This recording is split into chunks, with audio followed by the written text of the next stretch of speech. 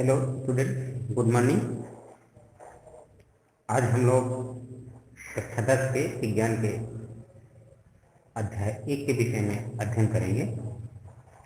इसके पहले हम लोगों ने कक्षा 10 के विज्ञान विषय पे अध्ययन किया था और उसमें हम लोगों ने रासायनिक अभिक्रिया के विषय में बात किया था। आज हम लोग उसी से आगे की चर्चा करेंगे इस लेक्चर में। तो स्टार्ट करते हैं हम लोग।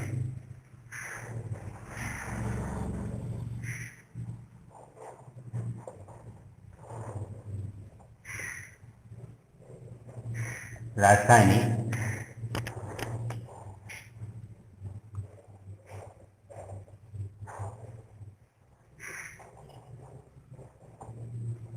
अभिक्रिया।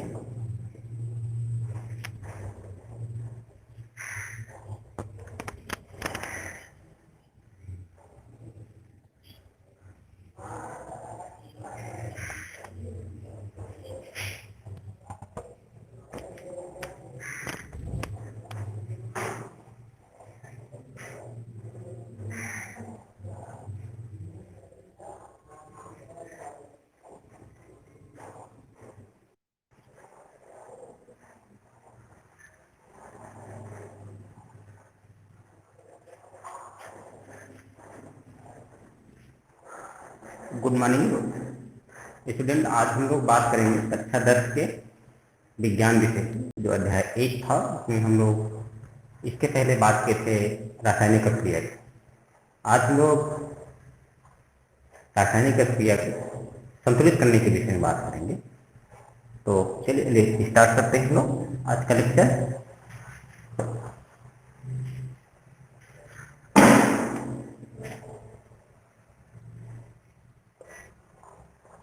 रासायनिक अभिक्रिया।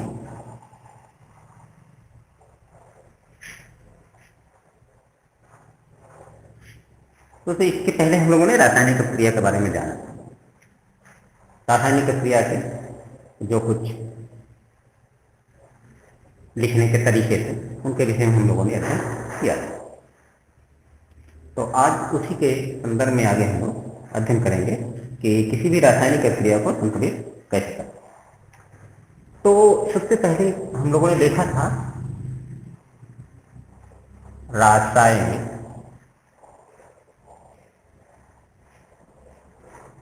अभिक्रिया का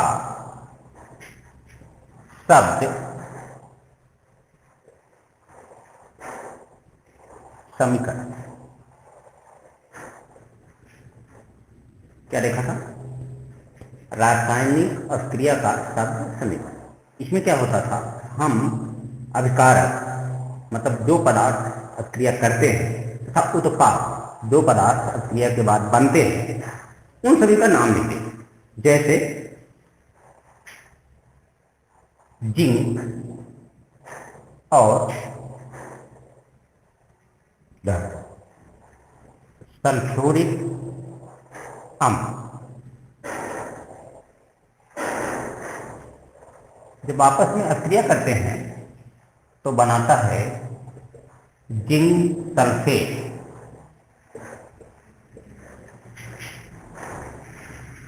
प्लस हाइड्रोजन।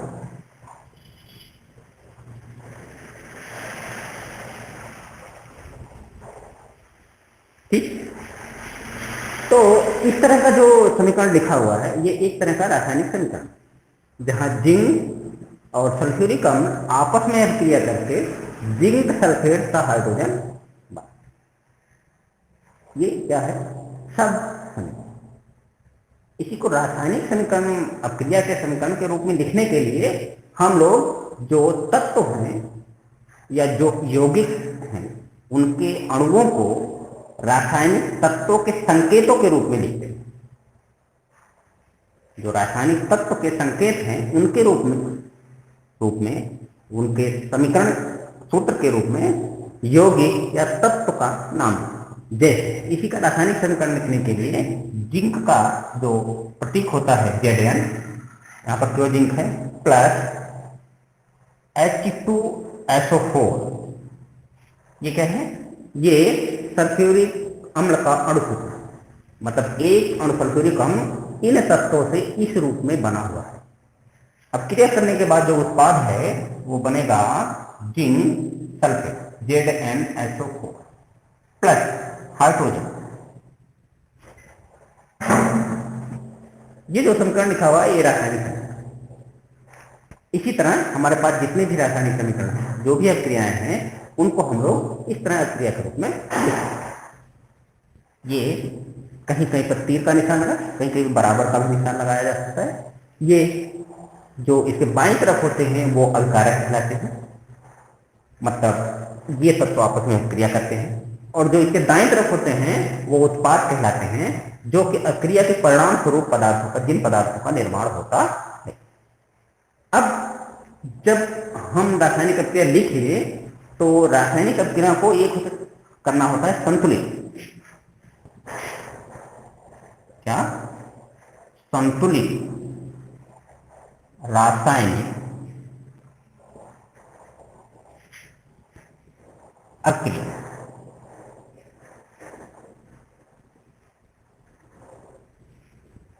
संतुलित रासायनिक अक्रिया, संतुलित रासायनिक अक्रिया बेसिकली क्या होती है? Balance chemical reaction.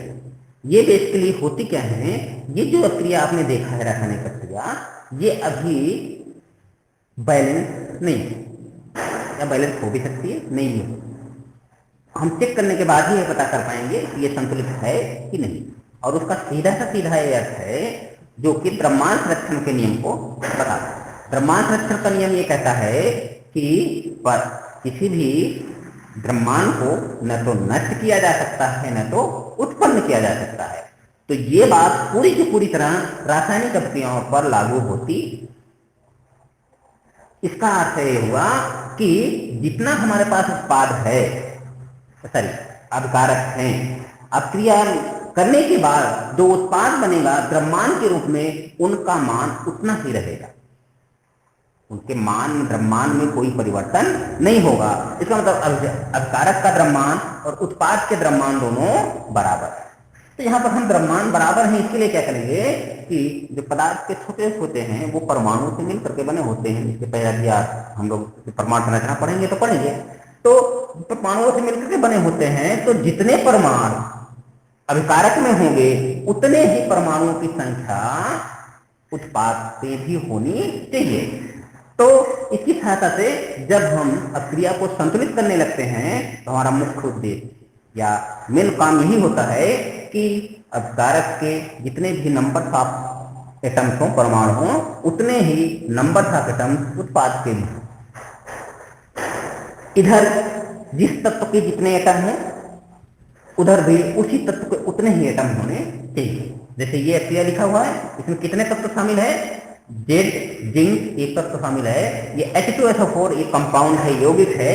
इसमें कितने तत्व हैं? 1 2 3, हाइड्रोजन, सल्फर, ऑक्सीजन, ये 3 तत्वों से मिला है। तो ये पूरे के पूरे अभिकारक में अगर हम तत्वों की संख्या देखें तो कितनी हो गई? 4, जिंक, हाइड्रोजन, सल्फर, ऑक्सीजन। और उत्पाद में भी यही तत्व विद्यमान रहेंगे। लेकिन संतुलित अक्रिया का अर्थ ये होगा कि जितने परमाणु अभिकारक में हैं उतने ही परमाणु उत्पाद में होने चाहिए। जैसे अब चेक कर लेते हैं, यहाँ पर जिंक हमारे पास कितना है? 1 परमाणु संख्या। यहाँ पर कितने हैं जिंक के? जिंक का भी यहाँ कितना है? S 1 है। यहाँ पर भी S क्या है? 1 है। सॉरी, ऑक्सीजन कितनी है? 4 है। यहाँ पर ऑक्सीजन कितनी है? 4 है। और यहाँ पर हाइड्रोजन कितनी, परमाणु की संख्या कितनी है? 2 है। यहाँ पर हाइड्रोजन भी। ठीक है, ये जो अक्रिया है ये बैलेंस केमिकल रिएक्शन, संतुलित रासायनिक अक्रिया। अब ये तो ऐसा संयोग हो गया कि जो अक्रिया लिखी है वो संतुलित ही थी। अब अगला सवाल ये होता है कि मान लीजिए यहाँ पर अक्रिया लिखने के बाद यहाँ जो उत्पादों में परमाणुओं की संख्या है वो भिन्न भिन्न हो जाए, मतलब इधर ज्यादा परमाणु या कम परमाणु हो जाए उधर जाए, मतलब उत्पाद और अपकारक दोनों तरफ परमाणुओं की संख्या भिन्न भिन्न हो, अलग अलग हो, तो उसको हम बैलेंस कर देते हैं। मतलब जितना उत्पाद की अपकारक के परमाणुओं की संख्या होनी चाहिए उतने ही उत्पाद के परमाणुओं की संख्या होनी चाहिए, ये होगा बैलेंस रिएक्शन। इसके साथ एक और बात है, जब बैलेंस रिएक्शन हम लिखने लगते हैं, संतुलित अभिक्रिया लिखने लगते हैं, तो अभिक्रिया में भाग लेने वाले अभिकारकों के भौतिक अवस्था का भी वर्णन करते हैं, भौतिक अवस्था को भी लिखते हैं। और यही बात उत्पाद के लिए भी है। उत्पाद में भी जितने भी उत्पाद हमें मिलते हैं उन सभी के भौतिक अवस्था का भी हम वर्णन, जैसे यहाँ जिंक क्या है, जिंक ठोस अवस्था में है जिसे हम एसिड, इसका मतलब जिंक जो है वो सॉलिड स्टेट में है। इधर है H2SO4 सल्फ्यूरिक अम्ल, और सल्फ्यूरिक अम्ल कैसे है, एक्वेस अवस्था में, जलीय विलयन।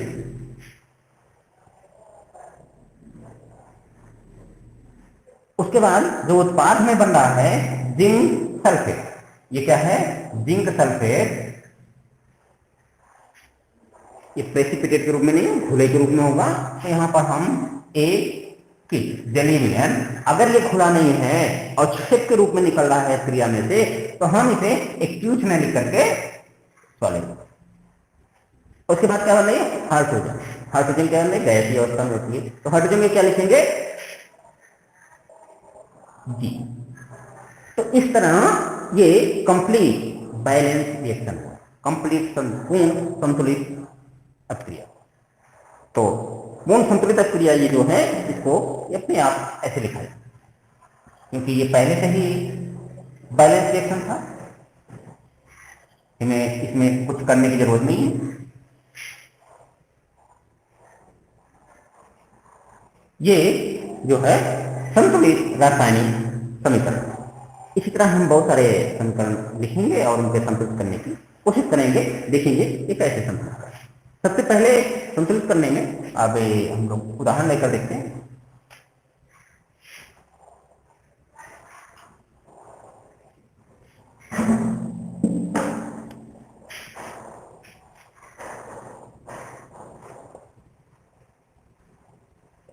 संतुलित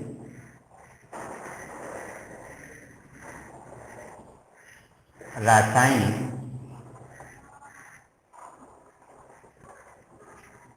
अभिक्रिया।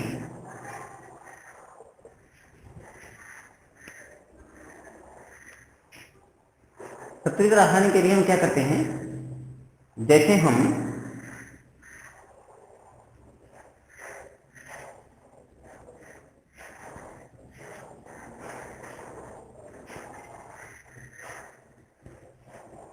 एक समीकरण ले लें, सोडियम प्लस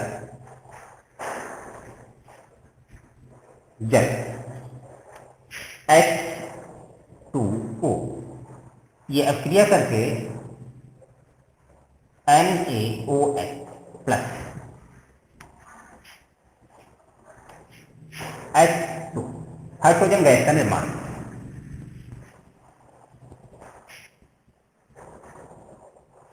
जब सोडियम को जल में मिलाया जाता है,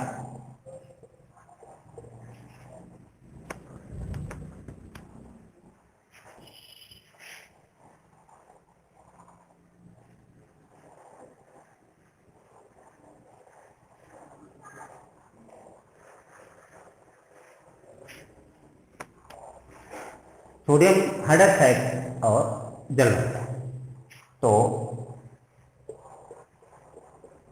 सोडियम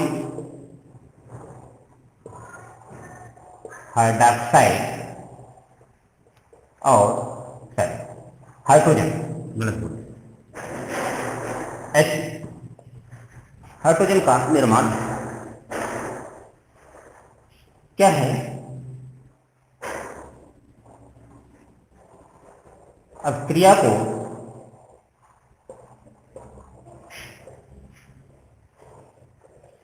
संतुलित करने के लिए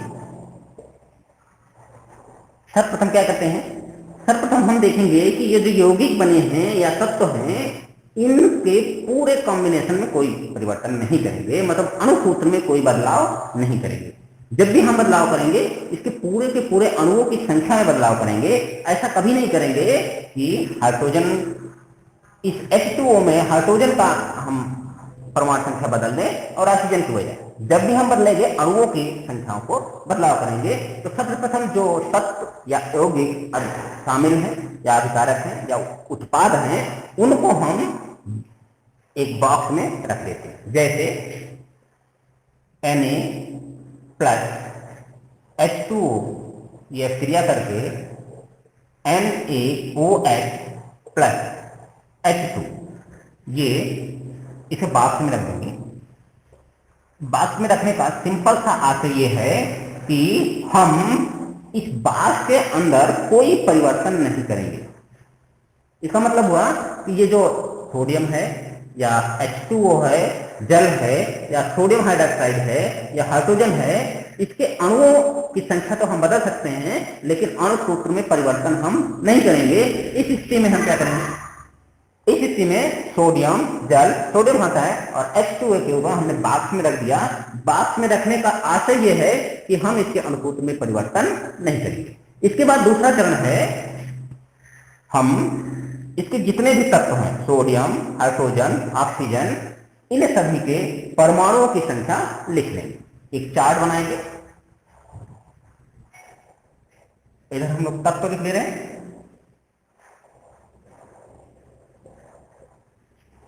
और यहां पर अभिकारक में तत्वों की संख्या होगी, परमाणु की संख्या, अभिकारक और इधर उत्पाद। आपके कौन कौन से तत्व शामिल हैं यहां पर, सोडियम, उसके बाद क्या है हाइड्रोजन, उसके बाद क्या है ऑक्सीजन। 3 तत्व इस पूरे अभिक्रिया में शामिल। अब उत्पाद में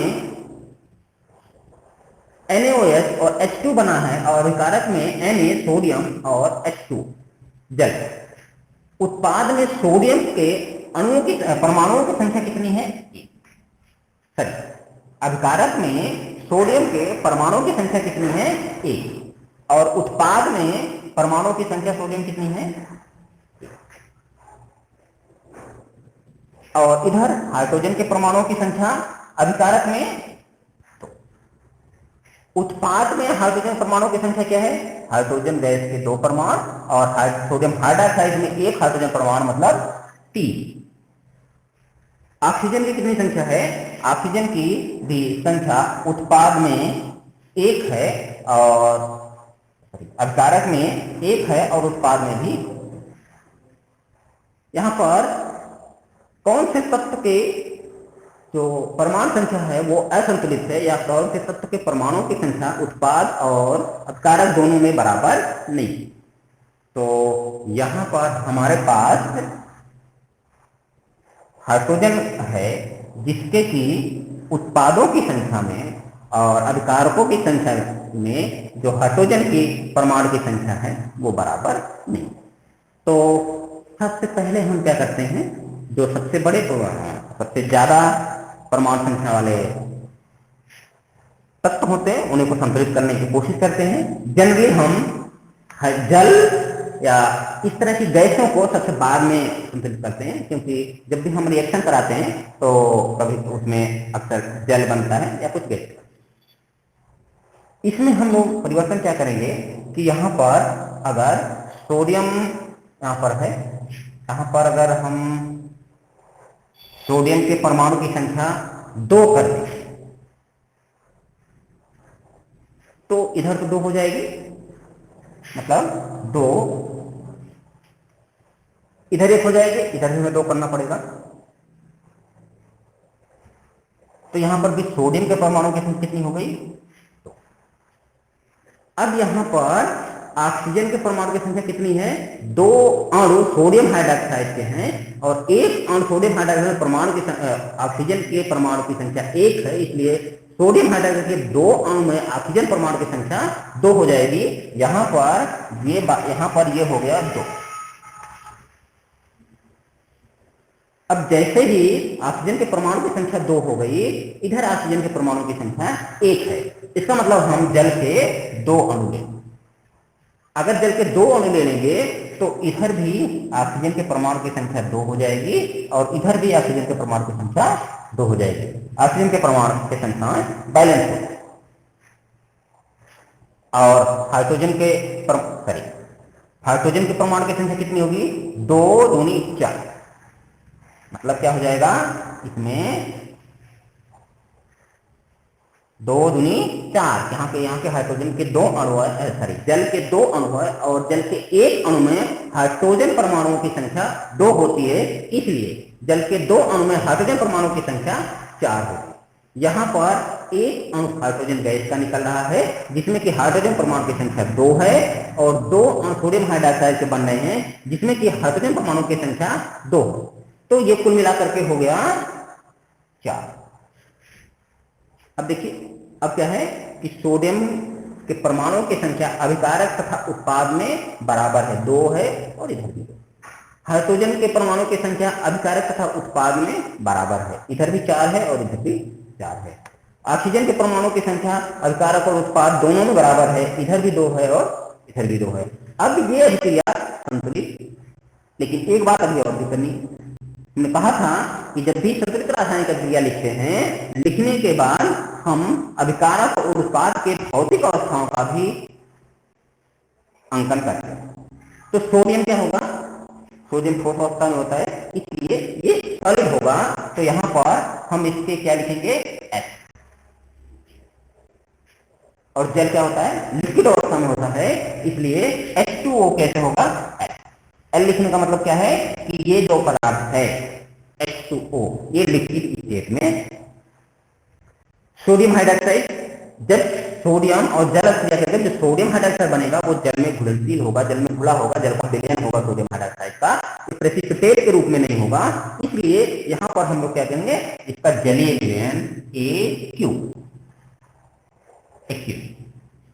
और हाइड्रोजन गैस निकलेगी ये जब क्रिया के दौरान, तो ये गैसीय अवस्था में होगी, इसलिए इसके बगल में हम लोग लिखेंगे G। अब क्या हुआ? अब ये हमारा कंप्लीट बैलेंस रिएक्शन, कंप्लीट पूर्ण संतुलित अभिक्रिया। इसमें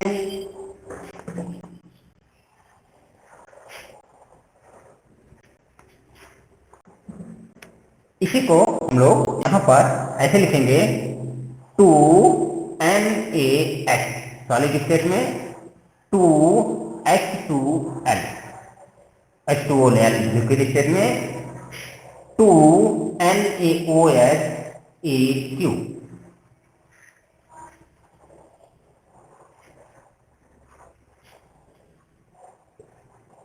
प्लस हाइड्रोजन क्या है? G gas. तो ये है संतुलित रासायनिक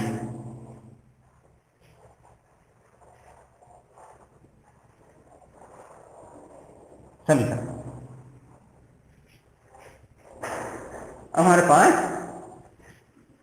सोडियम को जब जल से क्रिया कराते हैं, सोडियम हाइड्राइड और हाइड्रोजन बनता है, उसका ये रासायनिक संतुलित रासायनिक समीकरण।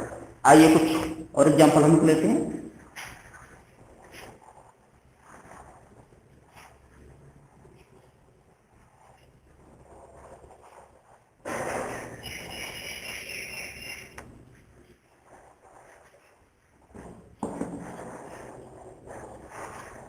सवाल है,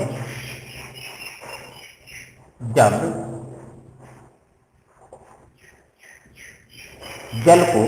जल में बेरियम क्लोराइड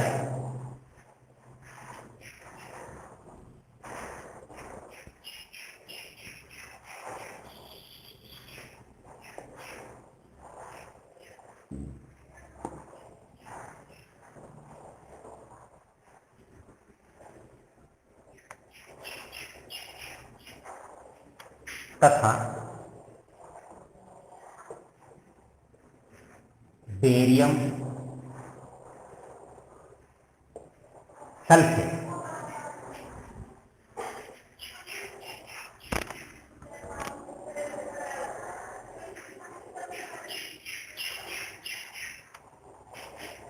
विलयन अपक्रिया करके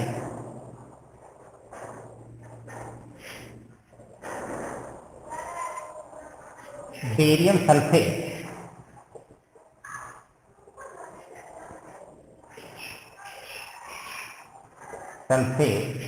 तथा सोडियम क्लोराइड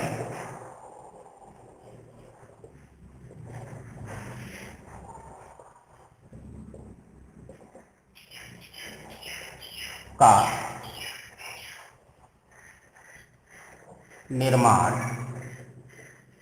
करते हैं। क्या है? जब जल में बेरियम क्लोराइड और बेरियम सल्फेट को आपस में घोल करके रिएक्शन कराया जाता है तो हमें बेरियम सल्फेट और सोडियम क्लोराइड का निर्माण होता है। इसका हमें रासायनिक संतुलित रासायनिक समीकरण लिखना है।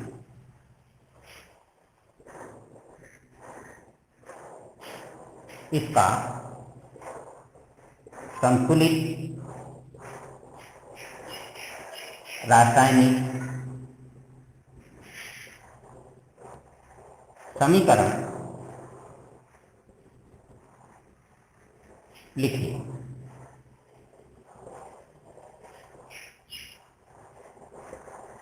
सबसे पहले हम क्या करेंगे? सबसे पहले जो रिएक्शन है उस उस क्रिया को हम लोग लिखेंगे तत्वों के अणुसूत्रों के रूप। तो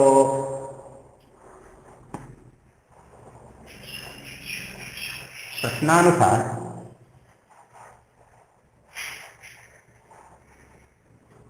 रासायनिक अपक्रिया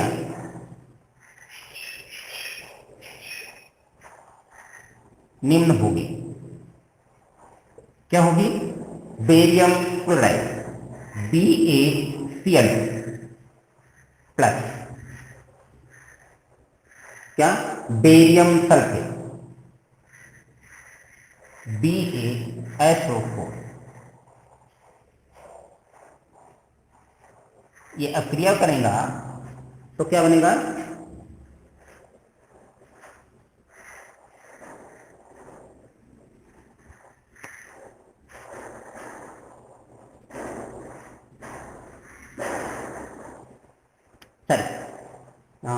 बेरियम क्लोराइड और सोडियम सल्फेट अपक्रिया करके बेरियम सल्फेट का सोडियम क्लोराइड का निर्माण Na2SO4 सोडियम। ये रिएक्शन करके NaCl प्लस BaSO4 इन दो चीजों का निर्माण। तो सर्वप्रथम हम क्या करेंगे?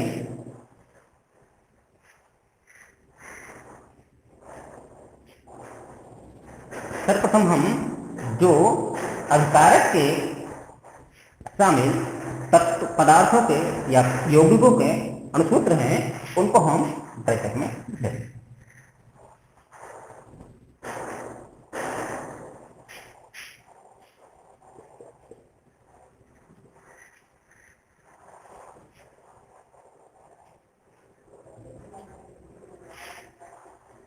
अब क्या होगा? Barium chloride, sodium sulphate, sodium chloride और बेरियम सल्फेट का निर्माण। इस स्थिति में हम BaCl2, Na2SO4 और NaCl तथा BaSO4 इनके अणुसूत्रों में, इनके अणुसंरचना में कोई परिवर्तन नहीं करेंगे। हम केवल इनके अणुओं के संख्या में परिवर्तन करेंगे। मतलब या तो BaCl2 को होल BaCl2 पूरा का पूरा BaCl2 के अणुओं की संख्या में परिवर्तन करें, 2 का गुणा करें, 3 का गुणा करें, इसी तरह।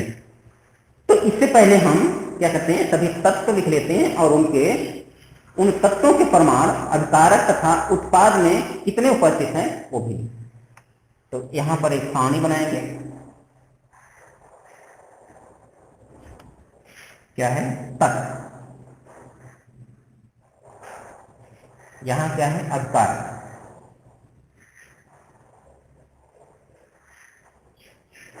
यहां क्या है, उत्पाद,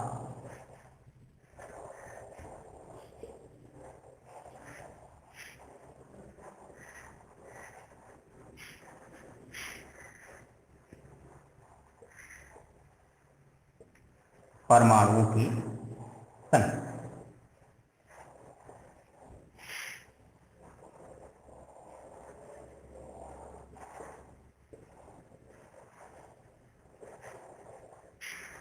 क्या है, बेरियम पहला तत्व।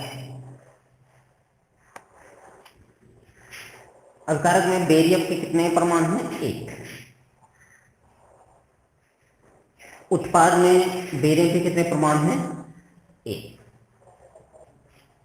उसके बाद आता है क्लोरीन। क्लोरीन का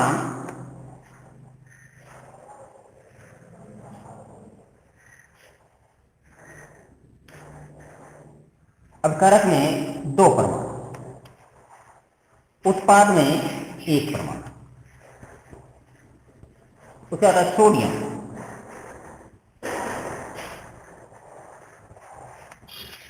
सोडियम का अभिकारक में दो परमाणु और उत्पाद में एक परमाणु। इसके बाद आता है सल्फर या SO4। ये पूरा का पूरा एक आयन है, इसलिए आप इसके अलग अलग तत्व भी लिख सकते हैं।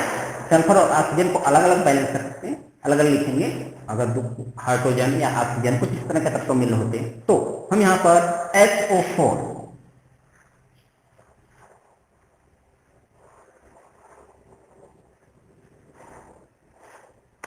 इस आयन पे इधर एक और इधर एक। इस आयन का एक होने का मतलब क्या है, यहां सीधा सीधा, या आप थोड़ा और समझने के लिए लोग ऐसे लिखते हैं, सल्फर के एक और इधर एक, ऑक्सीजन के, यहाँ ऊपर लिख दे रहे हैं, ऑक्सीजन के अभिकारक में यहाँ 4 परमाणु हैं और उत्पाद में भी 4।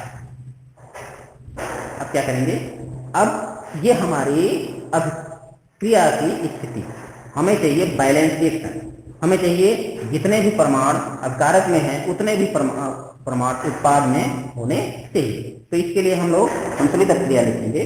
और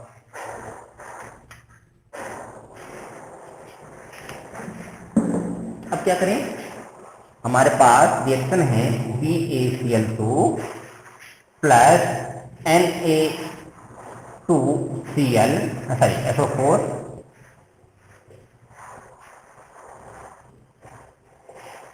NaCl प्लस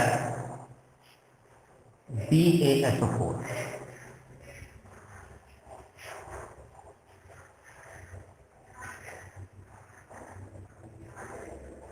यहां पर हम क्या करें कि अगर हम सोडियम क्लोराइड के दो परमाणु, सॉरी दो, तो इधर सोडियम के अणुओं की संख्या कितनी हो जाएगी, 2, और क्लोरीन के अणुओं की संख्या भी 2 हो जाएगी।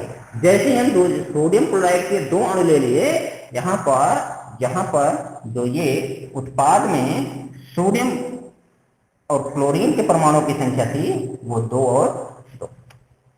जैसे ये 2 और 2 हो गई, अब इधर देख रहे हैं बेरियम के परमाणु की संख्या अभिकारक और उत्पाद में बराबर है, क्लोरीन के भी परमाणु की संख्या अभिकारक और उत्पाद में बराबर है, सोडियम के भी परमाणु की संख्या अभिकारक और उत्पाद में बराबर है, सल्फर के भी परमाणु की संख्या अभिकारक और उत्पादों में बराबर है, और ऑक्सीजन के भी परमाणु।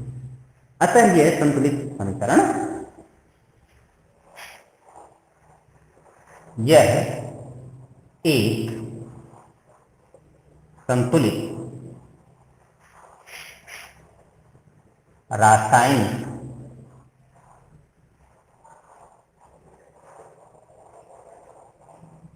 समीकरण है।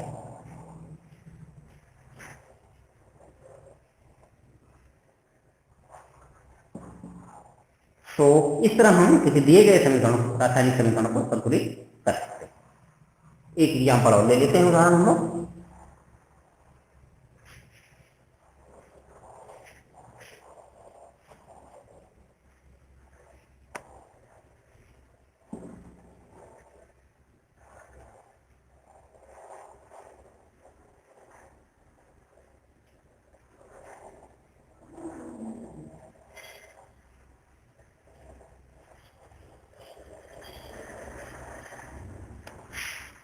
एक समीकरण है, समीकरण रासायनिक समीकरण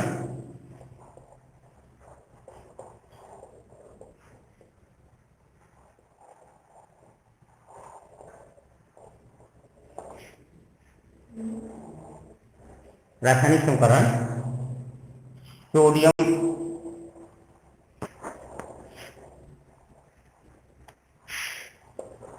NaCl plus HCl hydrogen chloride hydrochloric का जलीय विलयन आपस में रिएक्शन करके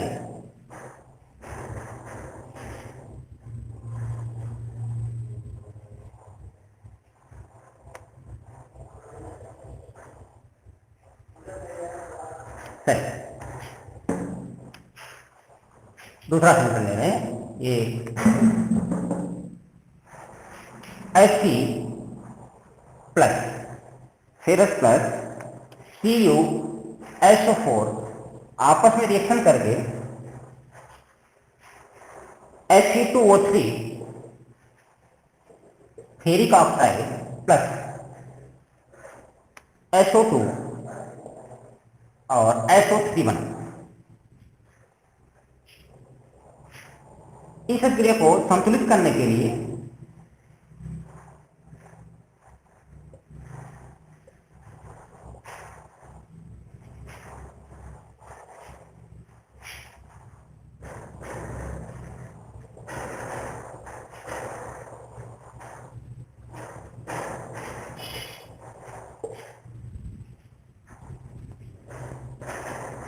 प्लस C, अब क्रिया को संतुलित करने के लिए हम लोग जो भी हमारे पास उत्पाद है CuSO4 Fe2O3 plus SO2 plus SO3 plus C,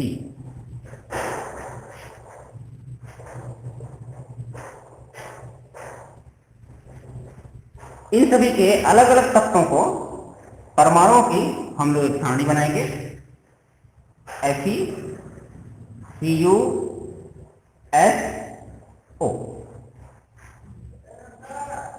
यह है अभिकारक,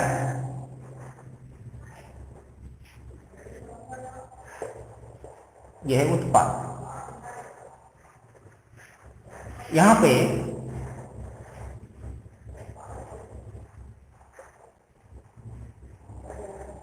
इधर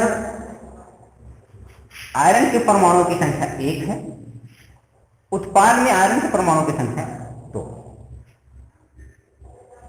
अभिकारक में कॉपर के परमाणुओं की संख्या 1 है, उत्पाद में कॉपर के परमाणु की संख्या, अभिकारक में सल्फर के परमाणु की संख्या 1, उत्पाद में सल्फर के परमाणु की संख्या 2। यहां पर ऑक्सीजन के परमाणु की संख्या 4 है और इधर है 3, तो 5, 4, 9। यहां पर हमारे पास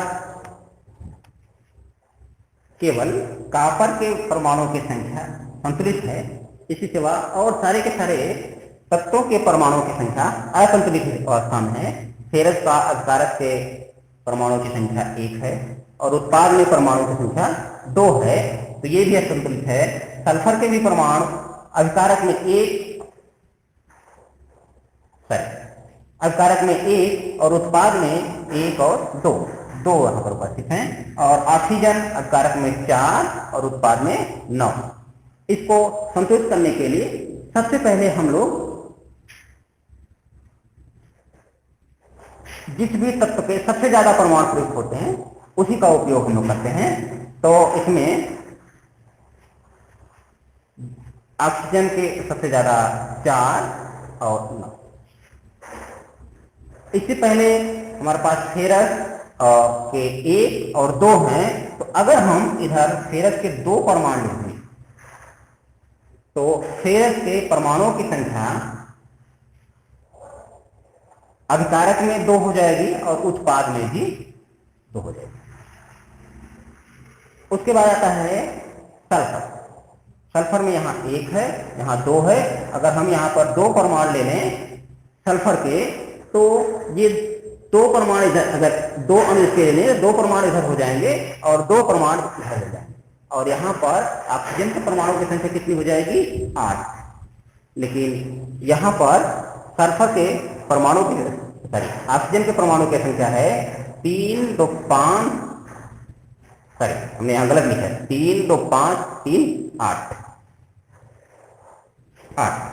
तो अगर हम यहाँ पर 2 परमाणु ले लें कॉपर सल्फेट का तो आपको कॉपर सल्फेट के 2 परमाणु लेने से ऑक्सीजन के इधर 8 परमाणु हो गए, सल्फर के इधर 2 परमाणु हो गए और उत्पाद में ऑक्सीजन के 3 2 5 3 8 परमाणु हो गए और सल्फर के 2 परमाणु हो गए। इसका मतलब सल्फर के भी परमाणुओं की संख्या संतुलित हो जाएगी। इधर भी 2 हो जाएगा और यहाँ पर ये 2, क्योंकि यहाँ पर 4 परमाणु है कॉपर सल्फेट के 1 अणु में और 2 अणु कॉपर सल्फेट में ऑक्सीजन के परमाणु की संख्या 4 गुनी 8 हो जाएगी। इसका मतलब सल्फर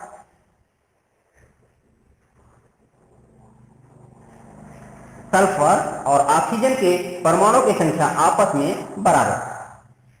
अब हमारे पास बचा कॉपर, क्योंकि कॉपर इधर पहले तो बैलेंस में था लेकिन अब इस स्थिति में यहाँ पर कॉपर के 2 परमाणु हैं और यहाँ पर कॉपर के 1 परमाणु हैं। तो यहाँ पर हमें एक और परमाणु लिखना होगा कि 2।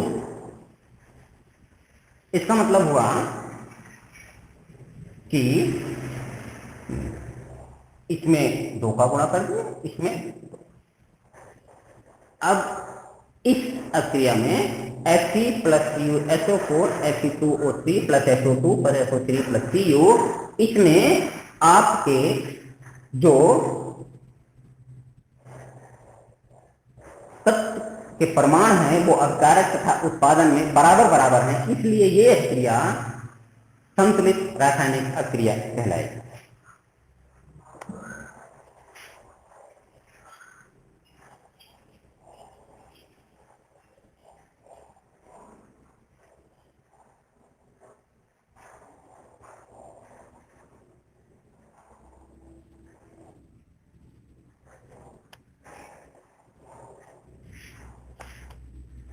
तो ये संतुलित रासायनिक अक्रिया ये हो जाएगी Fe2 plus 2CuSO4 equal to Fe2O3 plus SO2 plus SO3 plus C। अगर इस तरह का आपको रिएक्शन दिया तो आप इस तरह संतुलित करेंगे किसी भी दिए गए रासायनिक प्रक्रिया को। अगला अगर हम सवाल ले लें कि FeSO4 को जब आप गर्म करते हैं तो आपको Fe प्लस SO2 में टूट सकता है या कोई दूसरा आप रिएक्शन ले सकते हैं, जैसे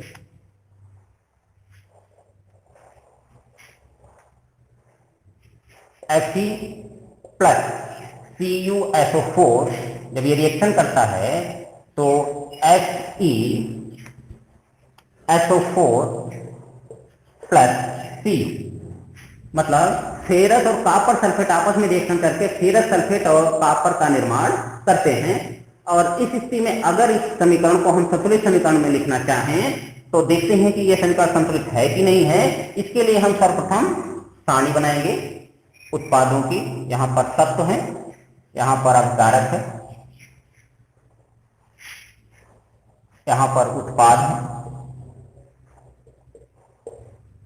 इसमें तत्व कौन से हैं? Fe, Cu, SO।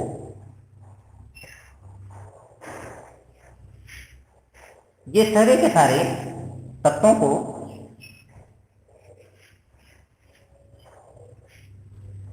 हम लोग लिखे।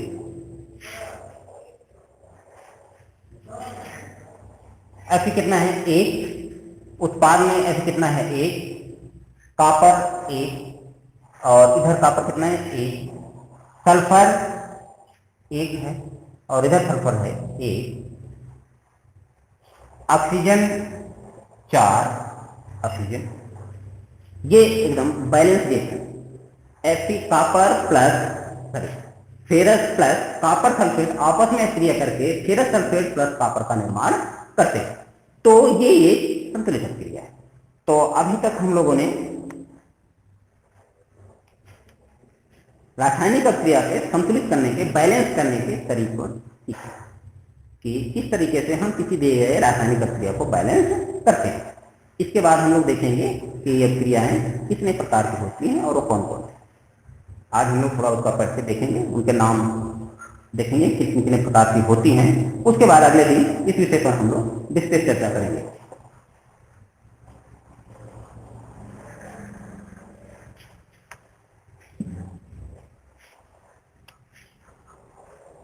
तो नंबर 1 क्या होता है?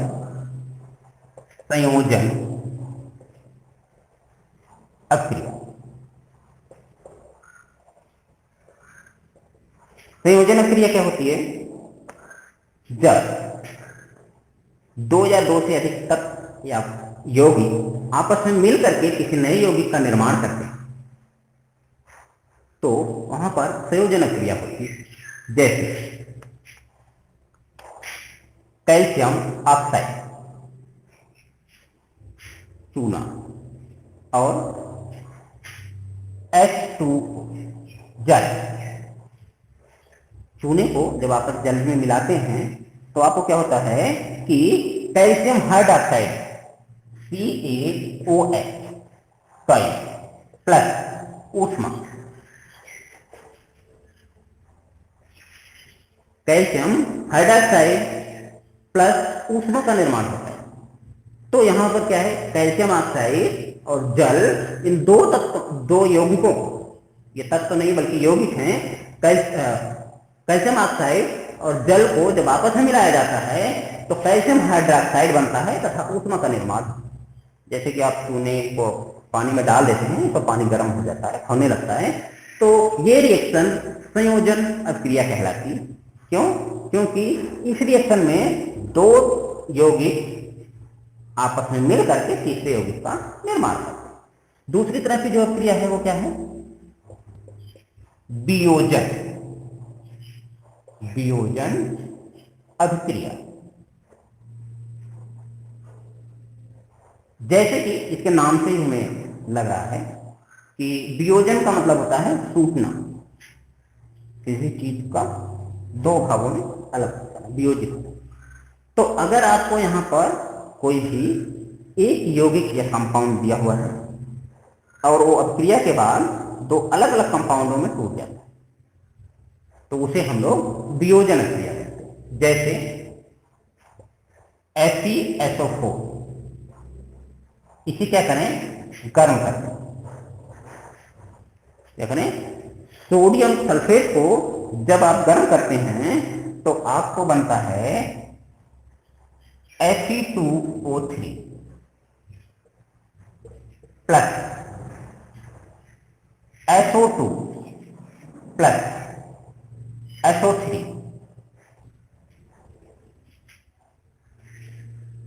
फेरस सल्फेट को गर्म करने पर फेरिक ऑक्साइड, सल्फर डाइऑक्साइड तथा सल्फर ट्राइऑक्साइड।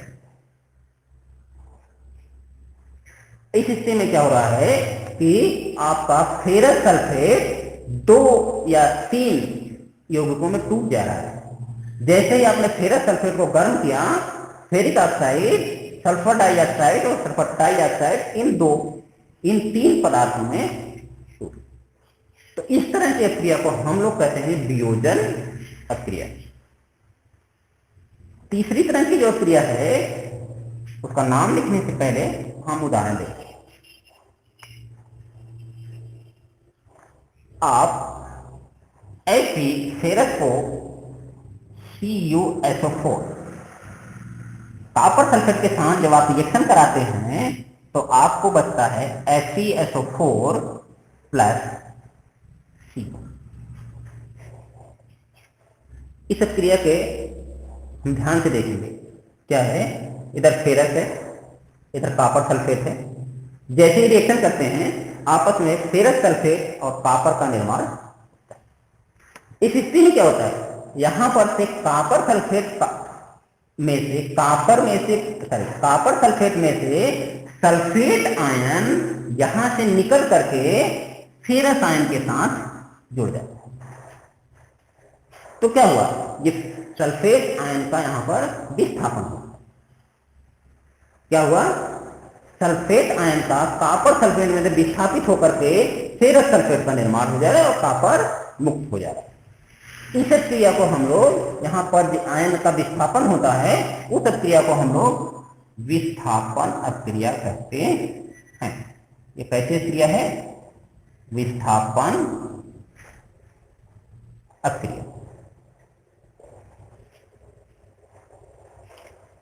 क्या हुआ, यहां पर एक पदार्थ एक यौगिक से उसके एक या एक से अधिक आयन विस्थापित होकर के दूसरे यौगिक के या दूसरे तत्व के साथ मिलकर के एक नए यौगिक का निर्माण करते हैं।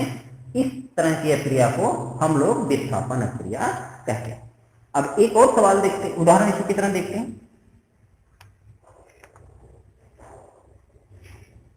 सोडियम सल्फेट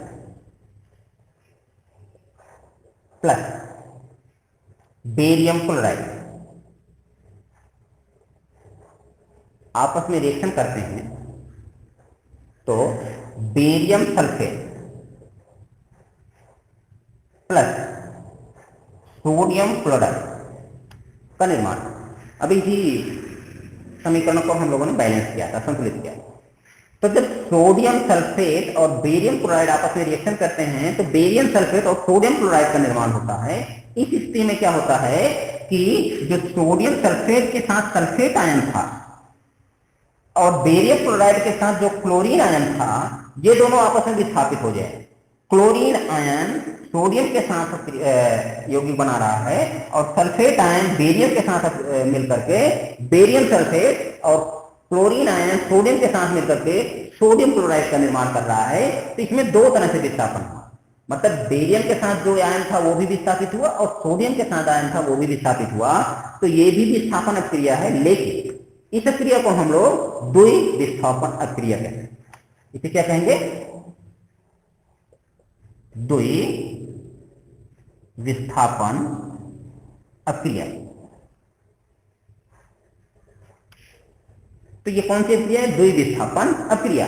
जब दो आयनों को, मतलब दो यौगिकों के आयनों के आपस में विस्थापित हो जाएं, इंटरचेंज हो जाएं, तो इस तरह की जो क्रिया होती है उसे हम लोग द्वि विस्थापन अक्रिया कहते हैं। ये है चौथी तरह की। इसके बाद दो और तरह की अक्रिया है, अपचयन और उपचयन।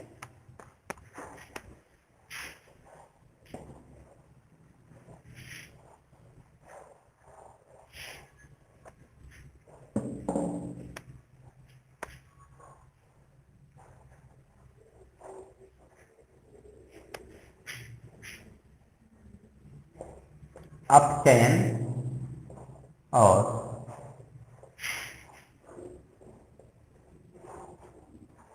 उपचयन अक्रिया।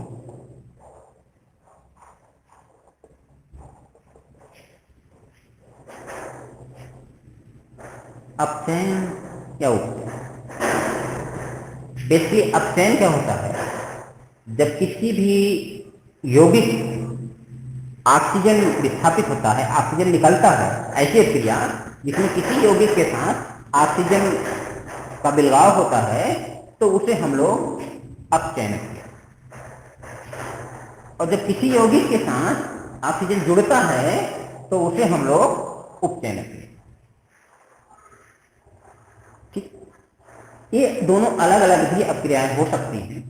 मतलब ऐसी कोई अपक्रिया होगी जिसमें ऑक्सीजन गैस मुक्त हो रही होगी, इसका मतलब है उस यौगिक से या उसके जो अभिकारक हैं उनमें जो यौगिक हैं उनमें किसी न किसी यौगिक से, कंपाउंड से ऑक्सीजन गैस मुक्त हो जा रही है, मतलब ऑक्सीजन तब निकल रहा है, तो वो अपचयन क्रिया कहलाएगी। और इसी तरह अगर रिएक्शन में ऑक्सीजन गैस प्रयुक्त हो रही है, उसमें शामिल हो रही है, तो उसे उपचयन क्रिया कहलाएंगी। और ये दोनों अभिक्रियाएं एक साथ भी घटित हो सकती हैं। जैसे Cu plus H2, copper oxide और हाइड्रोजन, ये दोनों को आपस में रिएक्शन कराने पर क्या बनता है? Cu plus H2। Copper oxide को हाइड्रोजन के साथ क्रिया करने पर कॉपर मुक्त होता है और जल का निर्माण होता है। इस स्थिति में क्या हुआ? कॉपर ऑक्साइड के साथ ऑक्सीजन था, लेकिन यह क्रिया के बाद मुक्त हो गया ऑक्सीजन और केवल कॉपर बचा। तो ये जो क्रिया, इतनी जो पार्ट है इसका, यहां पर इस पार्ट में अपचयन हो रहा है, और यहाँ पर हाइड्रोजन गैस थी और यहाँ पर हाइड्रोजन ऑक्साइड जल का निर्माण हुआ H2O। इसका मतलब इसमें ऑक्सीजन का संयोजन हुआ, तो ये उपचयन कहलाएगी। ये क्या कहलाएगी? उपचयन अक्रिया। तो ये कैसी अक्रिया है? अपचयन और उपचयन क्रिया, या अपचयन उपचयन क्रिया। इसी क्रिया का एक दूसरा नाम है रेडॉक्स।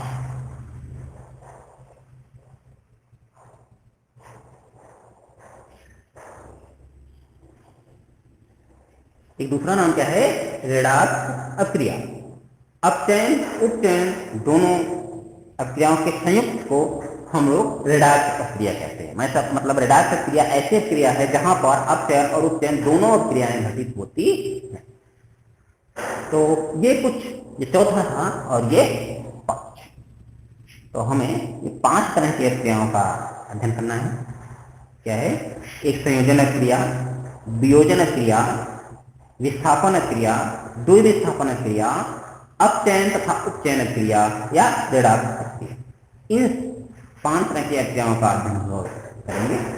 तो अगले क्लास में हम लोग के विषय में अध्ययन करेंगे। आज के लिए बस इतना ही।